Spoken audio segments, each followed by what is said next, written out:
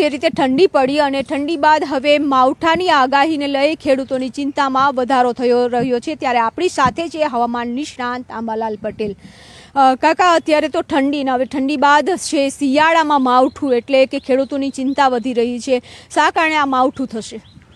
ખેડૂતોની ચિંતા વધી રહી છે અને કેટલાક પાકનો ફાયદો પણ છે, પરંતુ માવઠું થવાની અત્યારે કારણ એક મજબૂત શિયાળાનો પ્રથમ પશ્ચિમી વિક્ષોભ આવી ગયો છે અને આ પશ્ચિમી વિક્ષોભની અસર જબરી છે. પાકિસ્તાન થઈને આરબ કન્ટ્રીમાં થઈને પાકિસ્તાનમાં થઈને દેશના ઉત્તરીય પર્વતીય પ્રદેશોમાં મજબૂત વેસ્ટર્ન ડિસ્ટર્બન્સ અને જેટ ધારાના સહયોગના લીધે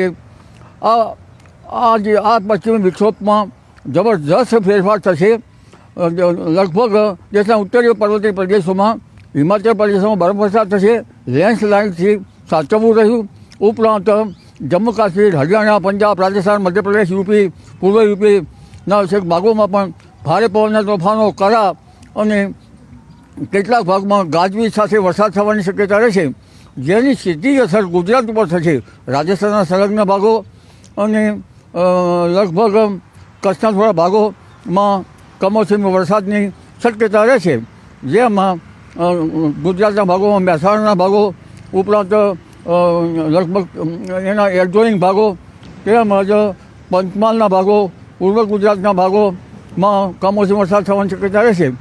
મહેસાણા, પંચમહાલ, સાબરકાંઠા ઉપરાંત તેની અસર છે ગાંધીનગરના ભાગો સુધી પણ થવાની શક્યતા રહેશે. ગાંધીનગરના કેટલાક ભાગોમાં વરસાદ કે છાંટા થવાની શક્યતા રહેશે. અમદાવાદનું હવામાન પણ પલટાશે. તારીખ 25થી 28માં આ મોટો ફેરફાર થશે. આ ઉપરાંત દક્ષિણ ગુજરાત અને સૌરાષ્ટ્રના ભાગોમાં પણ વાદળવાળું આવશે.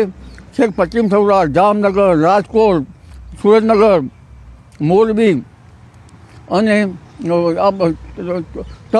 અન્ય ભાગોમાં પણ હવામાનમાં મોટા ફેરફાર આવી રહ્યા છે. આ 25 તારીખથી લઈ કેટલા દિવસ સુધી વાતાવરણમાં પલટો જોવા મળશે ને કેટલા દિવસ છે કમોસમી વરસાદ થશે? ખાસ કરીને તો આ પલટો તારીખ 26, 27, 28 આવશે અને જાન્યુઆરીની શરૂઆત સુધીમાં રહેવાની શક્યતા રહેશે. આ પછી પણ એક મજબૂત પશ્ચિમ વિક્ષોભ આવી રહ્યો છે. આ પશ્ચિમી વિક્ષોભની અસર લાંબી રહેશે અને લગભગ જે લઘુત્તમ જે ઉષ્ણતામાન છે તેમાં પણ વધારો થવાની શક્યતા રહેશે. ગુજરાતના ઉત્તર ગુજરાતના ભાગોમાં લગભગ 12 ડિગ્રી 13 ડિગ્રી આસપાસ, કચ્છના ભાગમાં 10 ડિગ્રી, પંચમહાલમાં પણ લગભગ 12 ડિગ્રી આસપાસ, મધ્ય ગુજરાતમાં 15 ડિગ્રીની આસપાસ અને પશ્ચિમ સૌરાષ્ટ્રમાં 18 ડિગ્રીની આસપાસ, વલસાડમાં પણ 18-19 ડિગ્રીની આસપાસ, જૂનાગઢમાં પણ 15-16 ડિગ્રીની આસપાસ લઘુત્તમ તાપમાન રહેશે.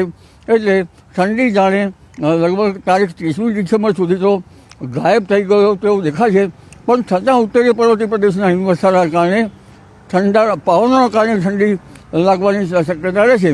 તો 30 તારીખ પછી જાન્યુઆરીની શરૂઆત છે એ કેવી રહેશે? જાન્યુઆરીની શરૂઆતમાં પણ વાદળવાયુ આવવાની શક્યતા રહેશે અને હવે એક પછી એક પશ્ચિમ વિક્ષોભ આવતા જશે અને મકર સંક્રાંતિ પછી પણ હવામાન પલટો આવશે. પણ ઉલ્લેખનીય છે કે અત્યારે વાદળોનો ગર્ભ બંધાઈ રહ્યો છે, જેના કારણે આ વખતે ચોમાસું થોડું મોડું પડવાની શક્યતા છે. શરૂઆતના ચોમાસામાં સાયક્લોજેન રહીને આવવાની શક્યતા છે, પરંતુ નિરંતર ચોમાસું જુલાઈ, ઓગસ્ટ અને સપ્ટેમ્બરના કેટલાક ભાગમાં આવવાની શક્યતા રહેશે. જે રીતે અત્યારે વાતાવરણમાં પલટો આવી રહ્યો છે વારંવાર, તો આની અસર છે કમોસમી વરસાદ પણ થશે, તો શિયાળુ પાક ઉપર કેવી પડશે? શિયાળુ પાક ઉપર હવે શિયાળુ પાક લગભગ તૈયાર થઈ ગયા છે. અત્યારે જોવા જઈએ તો કેટલાક જે રવિ પાકો જે છે એમાં થોડીક વરસાદની જરૂર હોય તો જે કે રાયડો વગેરે પાકોમાં એમાં જરૂર હોય છે અને અન્ય પાકોમાં પણ થોડીક જરૂર હોય છે, જેમ કે ઘઉં વગેરે પાકોમાં. પણ તે પાકોનો ફાયદો થશે અને કેટલાક પાકોને નુકસાન થશે.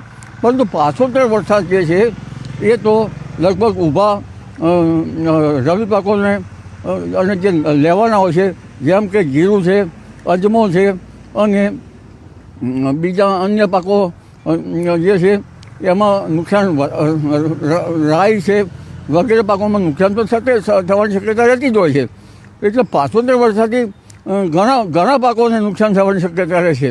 જી. પણ કાકા કહેવાય છે કે શિયાળામાં વાતાવરણમાં પલટો આવવો, પવનો ફૂંકાવા, કરા પડવા, તો આ બધા છે ચોમાસાના ગર્ભ બંધાવાના એક સંકેતો આપતા હોય છે.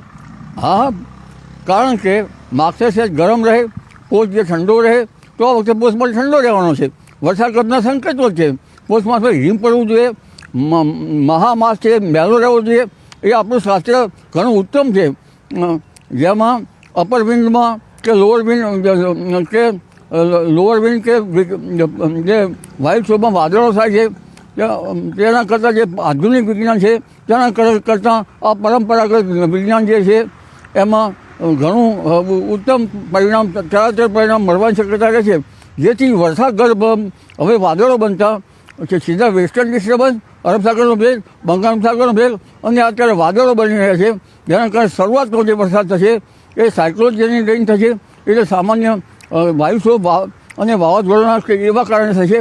પરંતુ નિર્નિયંત્રિત ચોમાસું લગભગ જુલાઈ, ઓગસ્ટ અને સપ્ટેમ્બરના કેટલાક માસમાં ભાગમાં આવી શકવાની શક્યતા રહે છે.